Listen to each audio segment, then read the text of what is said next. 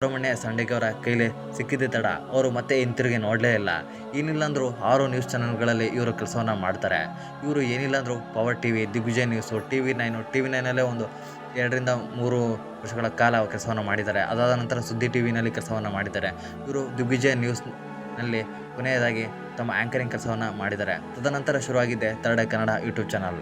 ಪ್ರತಿಯೊಬ್ಬರಿಗೂ ಕಾಡೋ ಪ್ರಶ್ನೆ ಏನಪ್ಪ ಅಂದರೆ, ಸುಬ್ರಹ್ಮಣ್ಯ ಸಂಡಿಗೆ ಅವರು ಈ ನ್ಯೂಸ್ ಚಾನಲ್ಗಳನ್ನು ಬಿಟ್ಟು ಯೂಟ್ಯೂಬ್ ಚಾನಲ್ನ ಏನಕ್ಕೆ ಓಪನ್ ಮಾಡಿದ್ರು ಅಂತ. ಈ ನ್ಯೂಸ್ ಚಾನಲ್ಗಳಲ್ಲಿ ಈ TV9ನಲ್ಲಿ ಕೆಲಸ ಮಾಡಿದ್ರು, ದಿಗ್ವಿಜಯ ನ್ಯೂಸಲ್ಲೂ ಕೆಲಸ ಮಾಡಿದ್ರು, ಪವರ್ ಟಿವಿನಲ್ಲೂ ಕೆಲಸ ಮಾಡಿದ್ರು. ಈ ಸಂಸ್ಥೆಗಳಲ್ಲಿ ಇವರು ಕೆಲಸ ಮಾಡ್ಬೇಕಾದ್ರೆ ಇವರಿಗೆ ಕೈ ತುಂಬ ಸಂಬಳ ಕೂಡ ಸಿಗ್ತಾಯಿತ್ತು. ಇವರಿಗೆ ಇನ್ನೇನು ಬೇಕಿತ್ತು? ಇವರು ಆರಾಮ್ಸೆ ಆ್ಯಂಕರಿಂಗ್ ಕೆಲಸವನ್ನು ಮಾಡ್ಕೊಂಡು ಹೋಗ್ಬೋದಿತ್ತು. ಇವರು ಏನಕ್ಕೆ ಯೂಟ್ಯೂಬ್ ಚಾನಲ್ನ ಶುರು ಮಾಡಿದ್ರು ಅಂತ ನಿಮ್ಮೆಲ್ರಿಗೂ ಒಂದು ಪ್ರಶ್ನೆ ಕಾಡ್ತಾ ಇರ್ಬೋದು. ಸುಬ್ರಹ್ಮಣ್ಯ ಸಂಡಿಗೆ ಅವರು TV ನ್ಯೂಸ್ ಚಾನಲ್ಗಳಲ್ಲಿ ಕೆಲಸ ಮಾಡ್ಬೇಕಾದ್ರೆ ಇವರಿಗೆ ಆದಂತಹ ಒಂದಷ್ಟು ಅನುಭವಗಳನ್ನು ಇವರು ಬಿಚ್ಚಿಡ್ತಾರೆ.